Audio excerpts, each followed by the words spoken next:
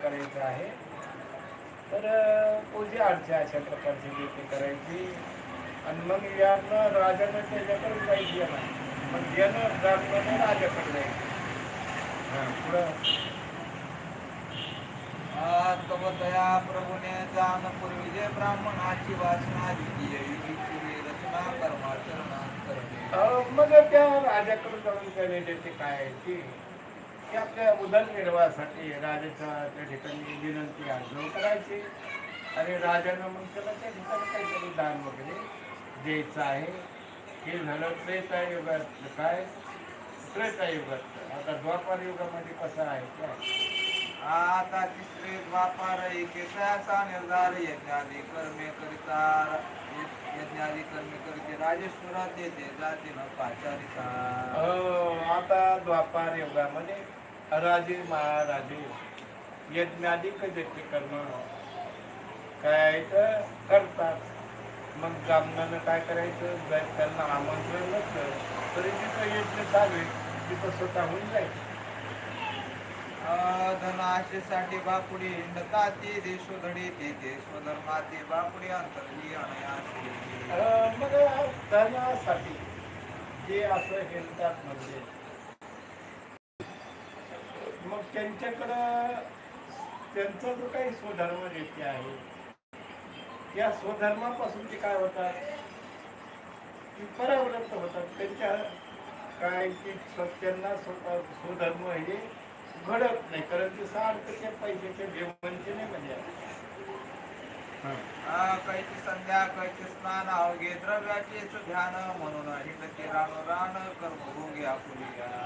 मग काय की त्यांच्याकडं काय त्याचा विषय धन कसं मिळवायचं तिच्याकडे त्यांचं लक्ष असल्यामुळे ही काही त्यांची स्वतःचे स्वधर्म आहे किंवा स्वकर्म आहे हे जंगी आहे. तसंच काय आहे अध्ययन अध्यापन दान आणि प्रतिज्ञा हे मात्र त्यांची स्वकर्म दिसते.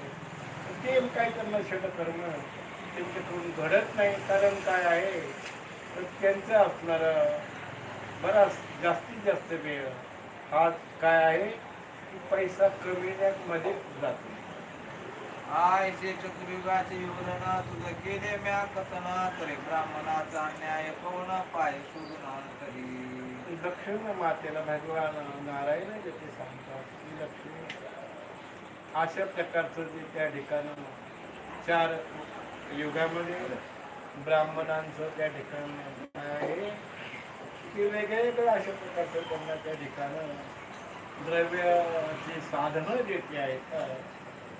म्हणून कलियुगामध्ये मात्र काय आहे की त्यांना त्या ठिकाणी दारोदार अशा प्रकारचं फिरावं लागत आहे. आता हे का फिरावं लागत आहे लक्ष्मी मातेला भगवान प्रश्न करतायत. केला अवतार कथन केला अवतार तो मीच जाण म्हणून ब्राह्मण मुख म्हणून या लागी दोष न ठेवून निर्दोषी जाण दुसरं. अशा प्रकारचं विश्वतोमुख अशा प्रकारचं जे काही भगवान जे आहे तो विराट स्वरूप ज्याला असं म्हणतात आणि त्या विराट स्वरूप भगवंताचं असताना मुख हे ब्राह्मण जे ते आहे असं भगवान जे सांगतात. जैसे स्वर्गीय सुरवर तैसे पृथ्वीवरी भूसुर होतो माझा अवतार म्हणून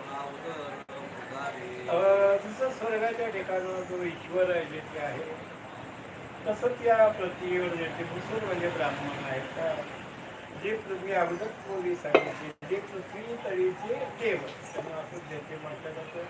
म्हणून सत्वरी म्हटलं तर त्याला देव बाप्पा असे म्हणतात. ते त्या पृथ्वीवरचे साक्षात देवच अशा प्रकारचे देते आहेत.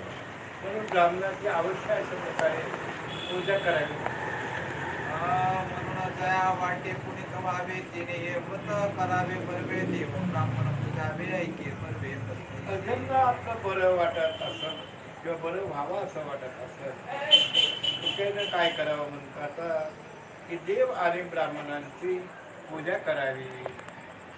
प्रातकाळ उठून या नित्य नेमादी क्रिया सारून या स्नान विधी कराविया मूर्ती पूजाव्या देव